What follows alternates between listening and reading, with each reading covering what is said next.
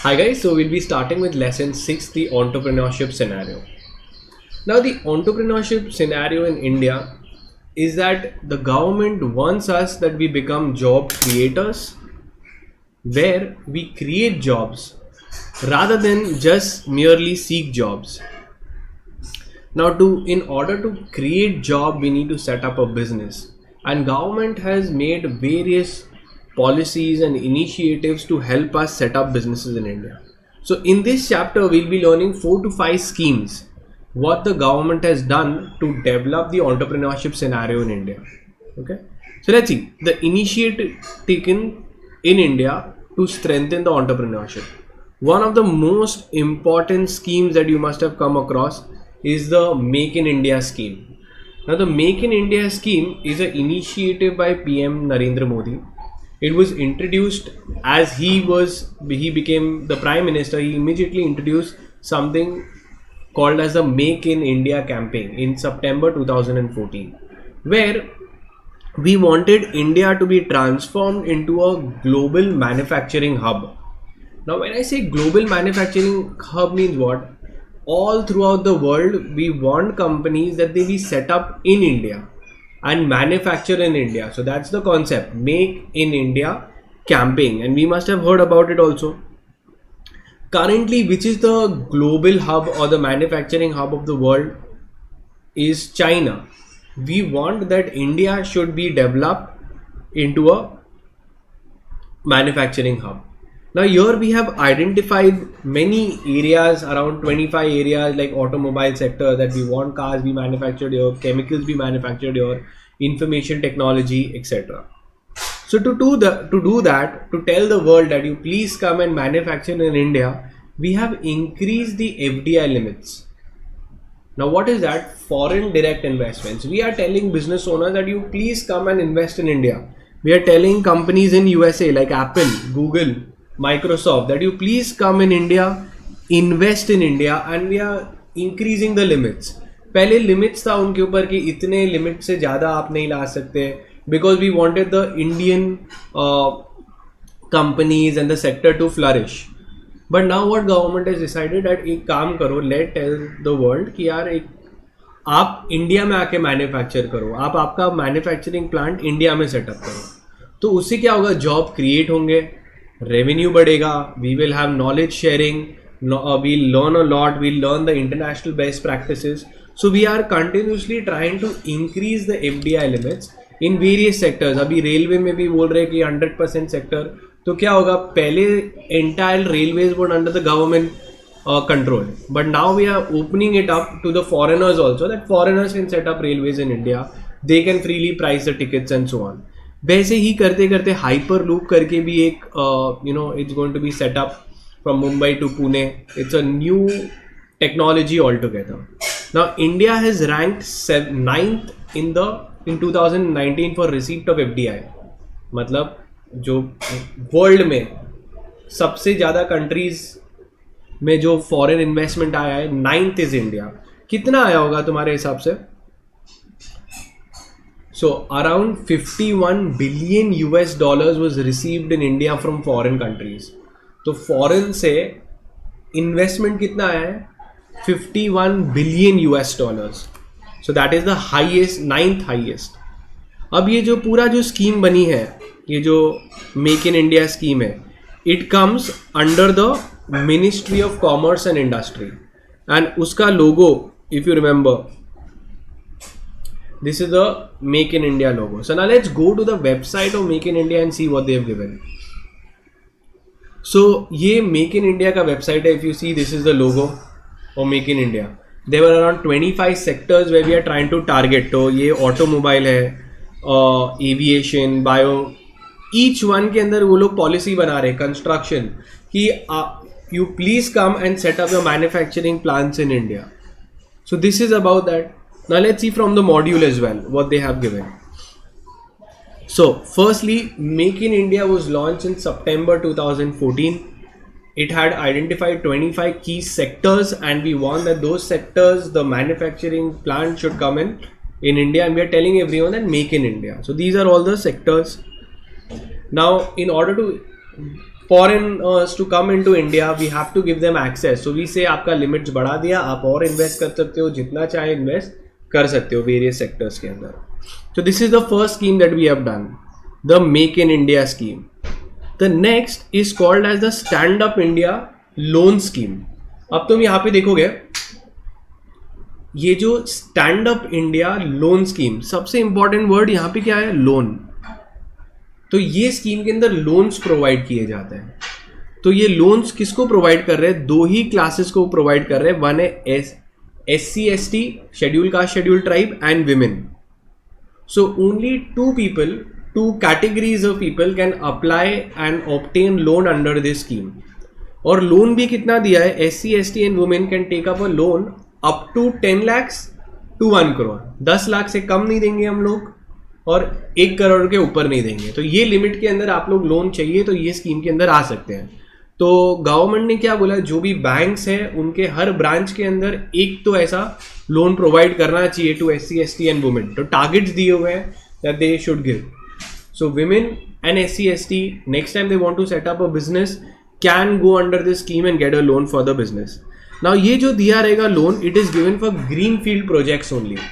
Now when I say greenfield projects मतलब क्या, new projects. We don't want seasoned entrepreneurs to avail the loan under this category. जो नए नए businesses कर रहे हैं, पहली first timers है, उनके लिए कर रहे हैं. तो उस new project को क्या बोलते हैं हम लोग, greenfield project. अब क्या सोचो सम विमेन और SC ST ने कोई बिजनेस डिसाइड किया है, वो लोन के लिए गए हैं और लोन अक्वायर करने के लिए पूरा ही प्रोजेक्ट कॉस्ट क्या लोन के थ्रू फाइनेंस हो सकता है.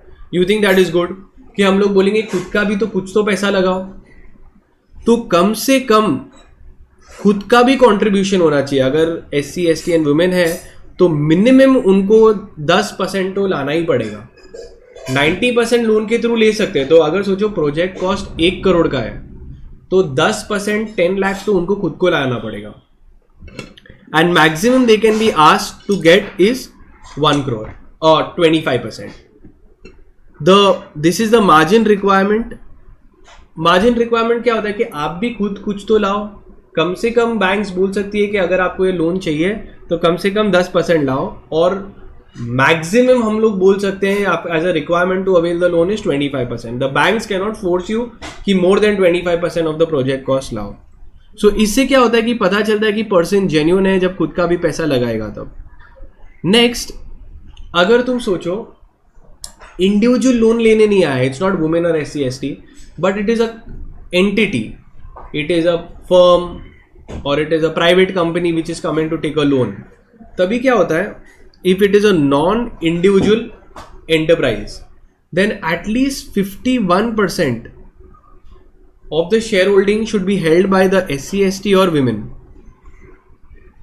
तो वो कंपनी का मेजॉरिटी शेयर होल्डर कौन होना चाहिए, either women और SC ST, बिकॉज लोन्स उनको ही दिए जाते हैं. तो व्हाट नाउअडेज अभी तुम चेक करोगे तो what husbands are doing if they want to set up a business, तो ले नहीं सकते बिकॉज यही दो कैटेगरीज को मिलता है. तो वो लोग ने क्या किया, विमेन का 51% कंपनी बनाते हैं, विमेन को, उनकी वाइफ्स को, और बाकी का 49% खुद का रखते हैं. So the stand up India is basically a loan provider. It is gives a loan of 10 lakhs to 1 crore to the SC ST and women. So this is the second scheme that we are doing. Now let's see from the module.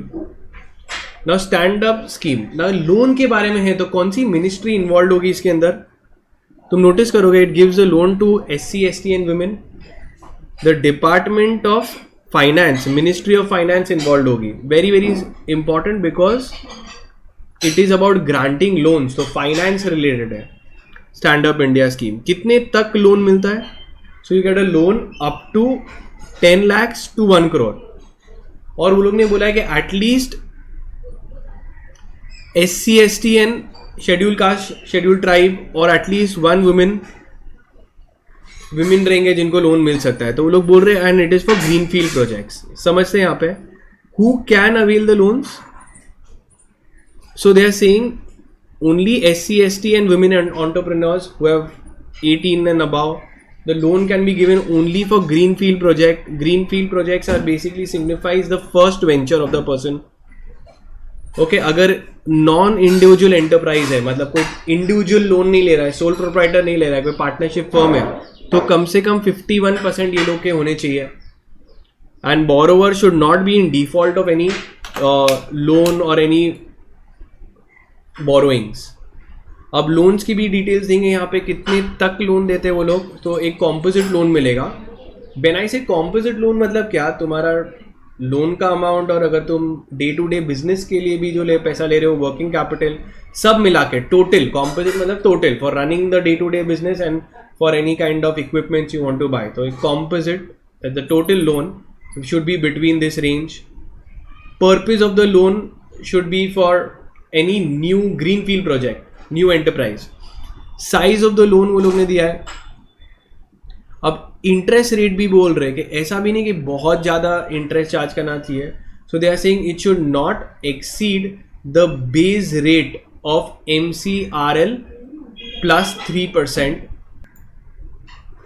So MCLR is the margin cost lending rate which can be simply stated as the base rate कि इतना तो minimum होगा plus 3% is the max.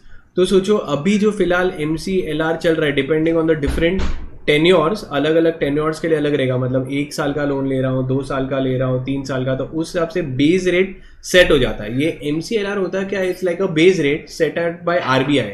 तो सोचो अगर base rate यहाँ पे 8% set कर दिया है,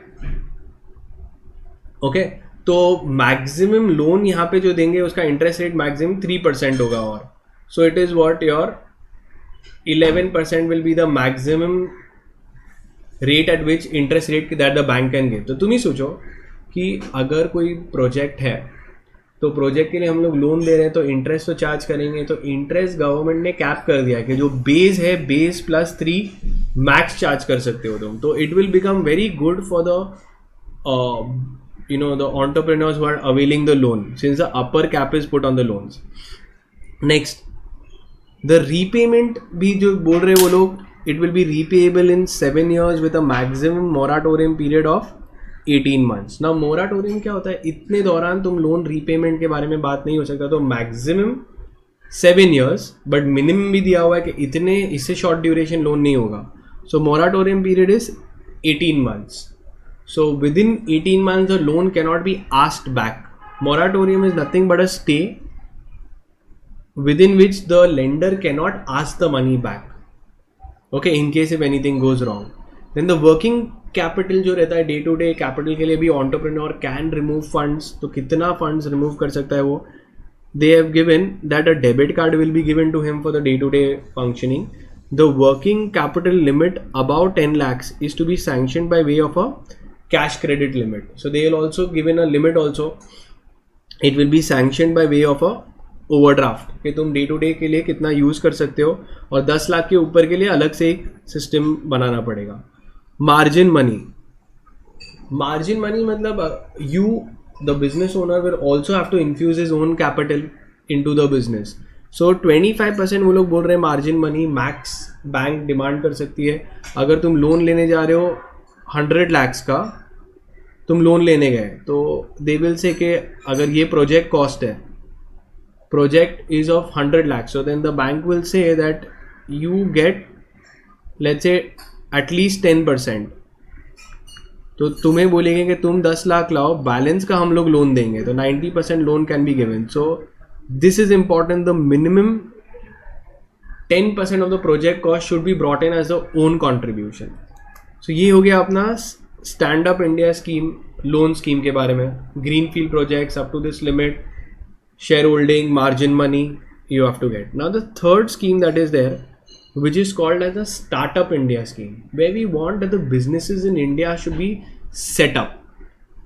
So in order to set up, there are, what we do is, जो न्यू स्टार्टअप्स होते हैं उनको हम लोग टैक्स हॉलीडेज दे सकते हैं कि आपको स्टार्टिंग के 3 years तक इनकम टैक्स नहीं लगेगा. सेकंड, हम लोग क्या कर सकते हैं, उनका स्टार्ट करने का जो कॉस्ट है उसको रिड्यूस कर सकते हैं. Now whenever there is a startup, we are not just talking of every new business is not a startup. Startup के लिए वो लोग बोल रहे कुछ तो आपने इनोवेटिव प्रोडक्ट बनाया है. तो when you make a innovative product you become a game changer in the market. You invent something. जब भी तुम इन्वेंट करते हो तुमको उसको अपने नाम पे कराना पड़ेगा, which is called as patenting. You go and get the patent in your name. So this is to get a patent in your own name, it is very expensive. So that government is saying that they will reduce the cost for obtaining the patent. So if you go to see, IBM has one of the highest number of patents in their name, Apple. So whenever you invent something new, you don't want that this invention should be copied by others. So you get it patented in its own, in your name. So if to ensure that there is no unauthorized use of it, तो उस patent कराने का cost लगता है. तो government बोल रहे हैं स्टार्टअप्स के लिए वो उसका कॉस्ट कम कर देंगे. Now startup India scheme was brought in by Narendra Modi on 16th Jan 2016.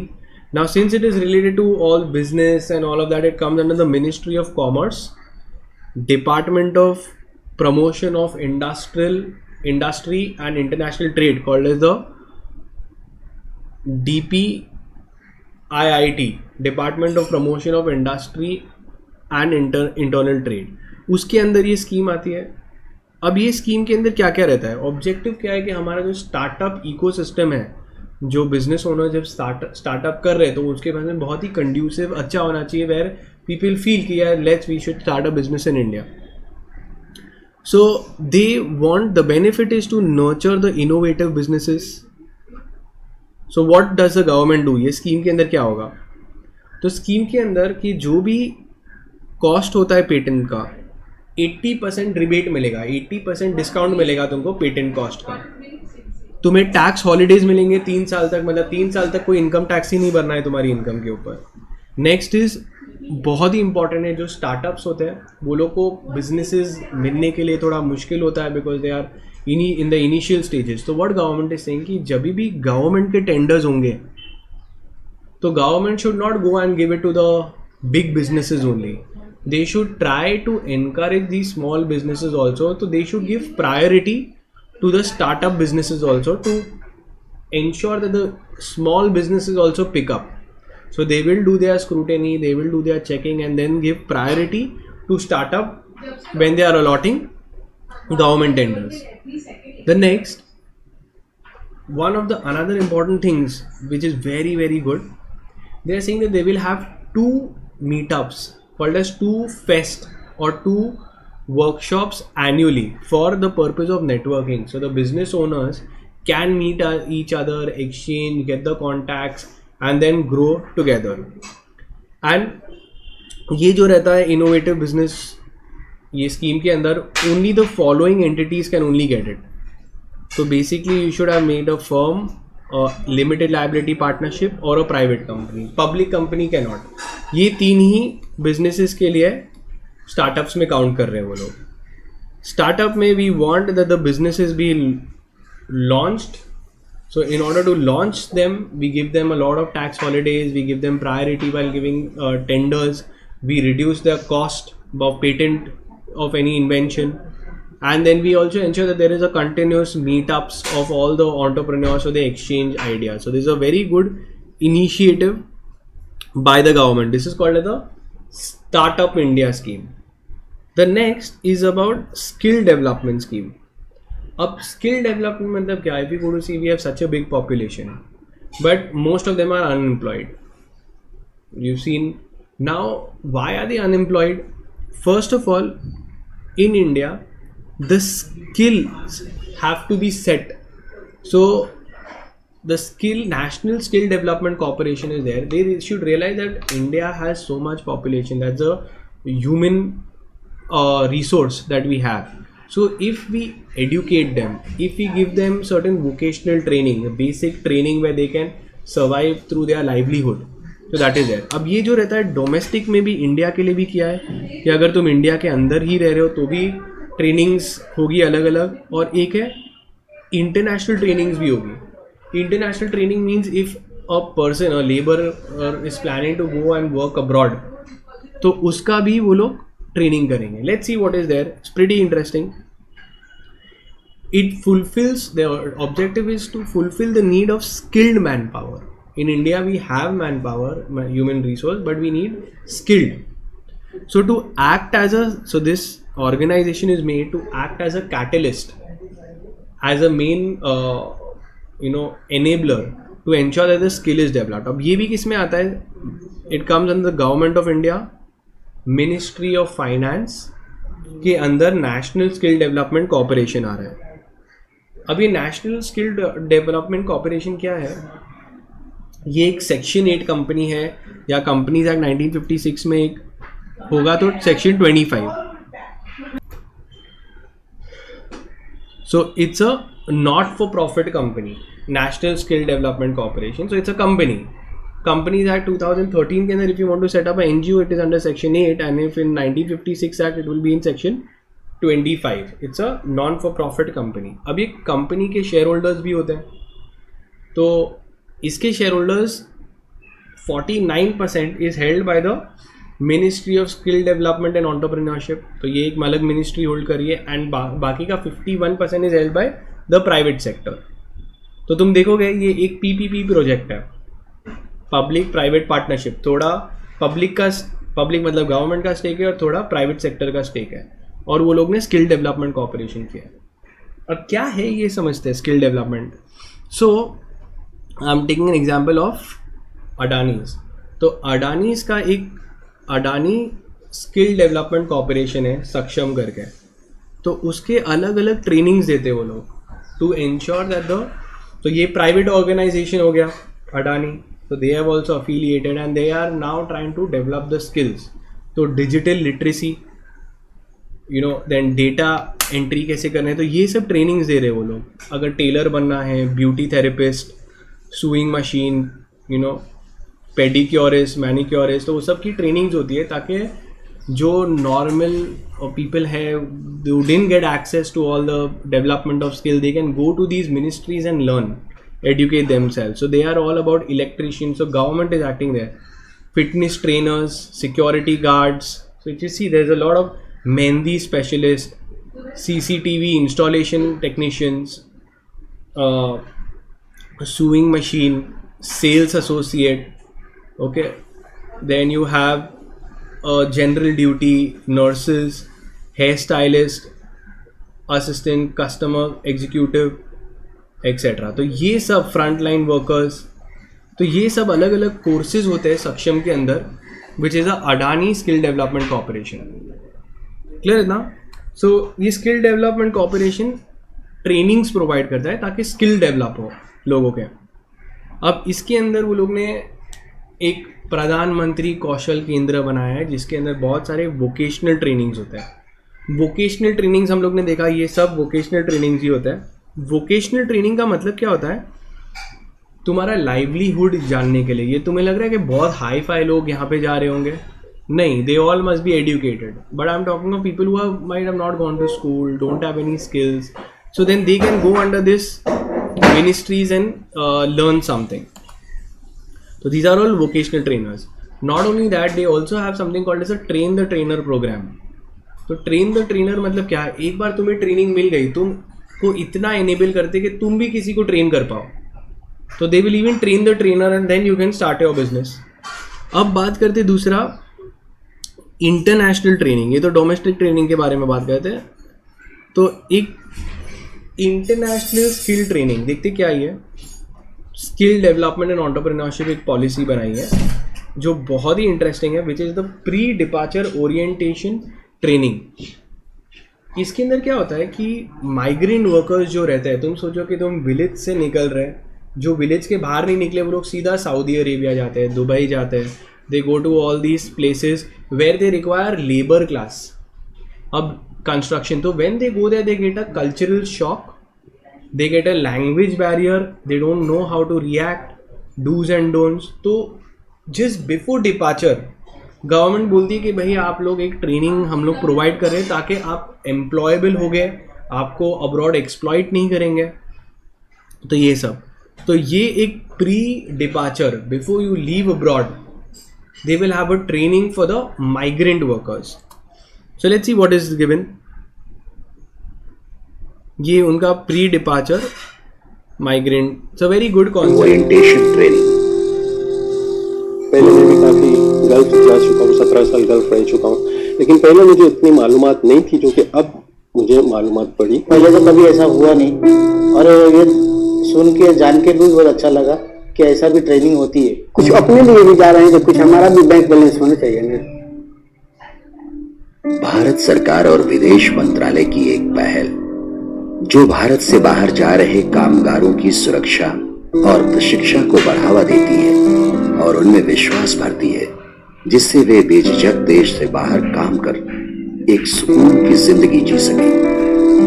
हर साल करीबन 5 से 6-7 लाख हमारे श्रमिक यानी कि वर्कर्स जो है वो गल्फ देशों में जाते हैं। इसमें अधिकतर लोग जो है निरक्षर होते हैं, इलिटरेट होते हैं, उनके पास कुछ न कुछ छोटी सी स्किल होती है, लेकिन वहाँ क्या वातावरण रहेगा इसके बारे में उनको जानकारी नहीं। तो हमने सोचा कि जब तक इनको कुछ हद तक एम्पावरमेंट नहीं हम करते हैं जाने से पहले, तब तक इनका शोषण होता रहेगा, इनकी समस्याएं आती रहेगी।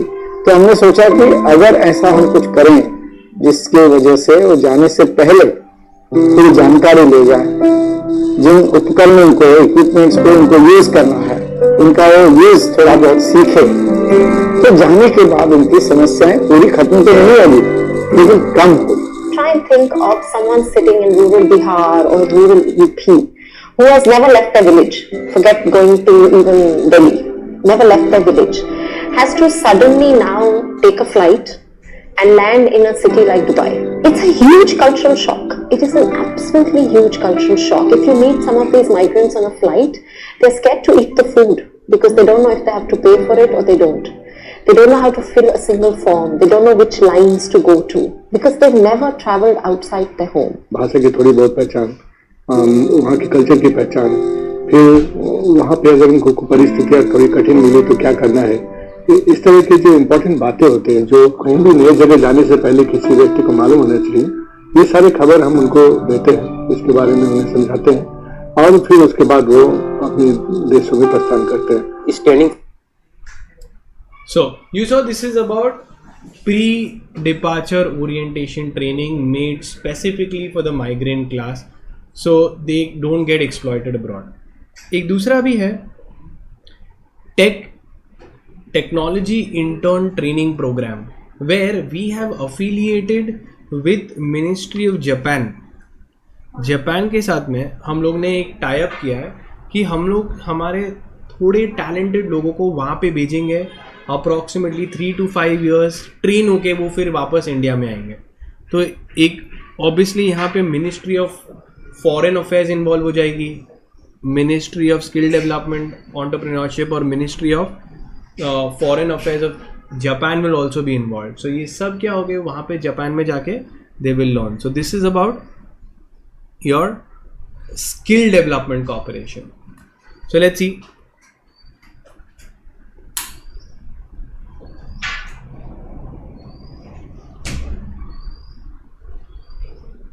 So this was the Startup India. Startup India में क्या था हम लोग का? We saw that it is a ministry of this where the patent cost and all this cost have been reduced for startups. So the goal is to provide innovative ideas. It was set up on 16 Jan 2016. The financial benefits क्या होते हैं कि patent cost government provides 80% rebate मतलब discount और refund on the patent cost. Income tax benefits मिलते हैं उनको, registration बहुत इजी होता है उनका, कॉम्प्लेक्स प्रोसेस नहीं होता है, गवर्नमेंट टेंडर्स में उनको प्रायोरिटी मिलती है। इनका नेटवर्क बढ़ाने के लिए, ह्यूज नेटवर्किंग अपॉर्चुनिटीज़ के लिए 2 फेस्ट रखते हैं वो लोग एनुअली, ताकि वो लोग का इंटरेक्शन होते रहे। Okay, and this is very important. Only the following companies can avail the benefit under the startup. तो स्टार्टअप में छोटे छोटे ऑर्गेनाइजेशन, पार्टनरशिप फर्म होगी, LLP होगी या private companies, they don't want big companies to get this benefit. Then we saw the skill development corporation.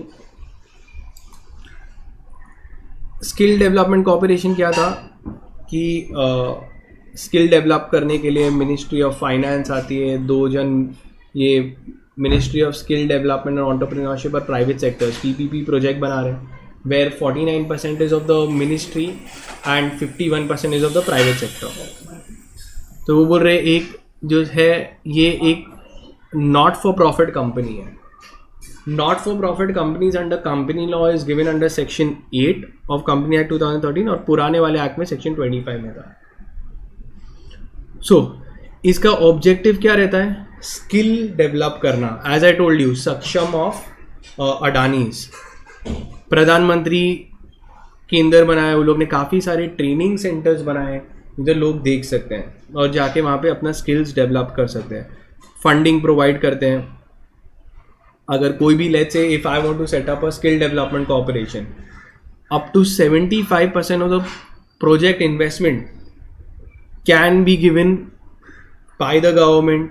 Training infrastructure includes purchase of plant and machinery, equipments, aids, setting up the entire structure. तो ये सब जो expenses है हम लोग को concessional road पे मिलेगा, हमें लोन्स भी मिल सकते हैं।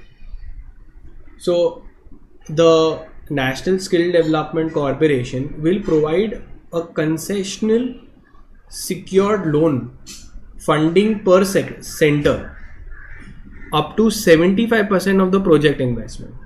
तो सोचो, अगर मैं सोच रहा हूँ कि मैं एक ऐसा सेंटर क्रिएट करूँ, वहाँ पे मैं इंडिया को प्रमोट करना चाहता हूँ अडानी जैसा स्किल डेवलपमेंट के लिए, तो मेरे को लोन मिलेगा। कौन दे रहा है loan? Skill development corporation. They will give up to 75% of the project cost, वो लोग ही लोन दे रहे हैं। 25% मैं खुद का ला रहा हूँ और मैं फिर वो कॉर्पोरेशन सेट करता हूँ। अब मैं कमाऊँगा कैसे? ये जो रहते हैं services, it will be chargeable but at a subsidize rate. तो बोथ बेनिफिट्स मिलता है, that's how you run.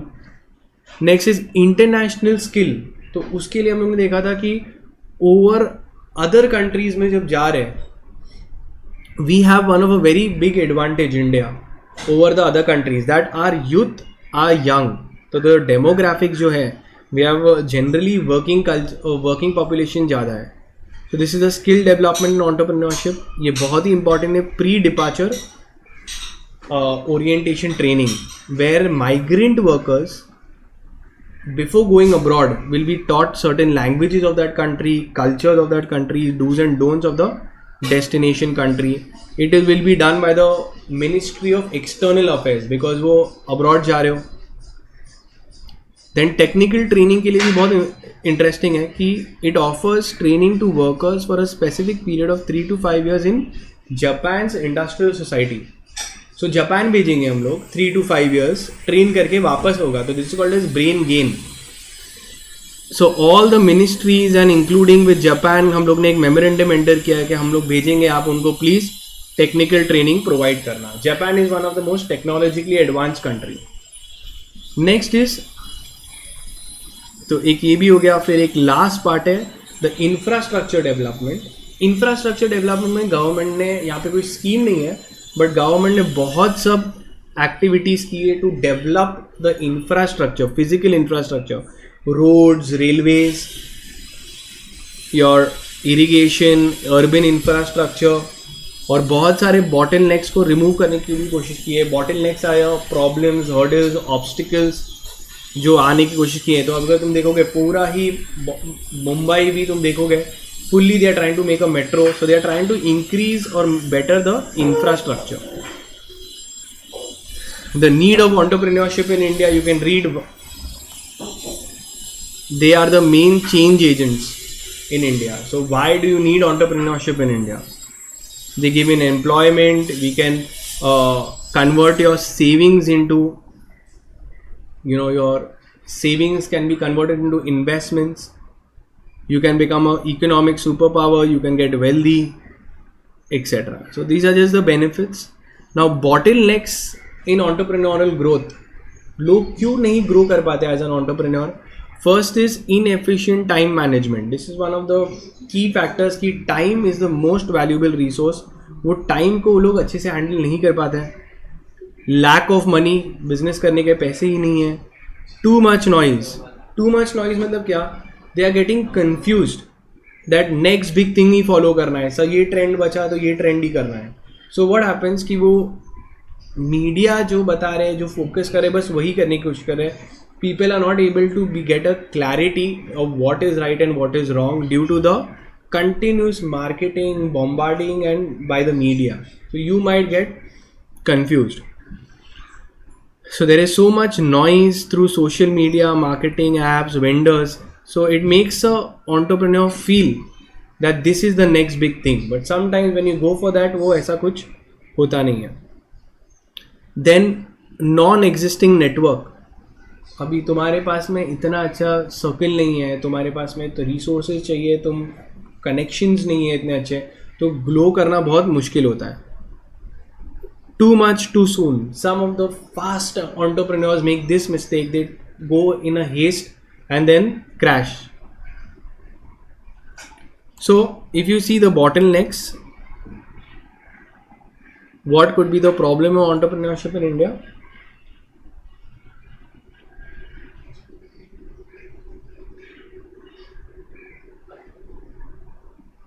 So need क्या है कि we are change agents, we can become the spark plugs to grow, we can give employment and we can generate capital. What is the drawbacks? Time management, lack of money, too much noise, small network and trying to grow too soon is some of the mistakes that we do. So now let's see. सबसे पहले according to an Indian labor report, 300 million youth will enter into the labor force by 2025. Stand up India scheme. Stand up किसके लिए था? 2 लोगों के लिए था, और वो 2 लोगों को फाइनेंस लोन मिलता है, तो वो मिनिस्ट्री ऑफ फाइनेंस के अंडर आएगा.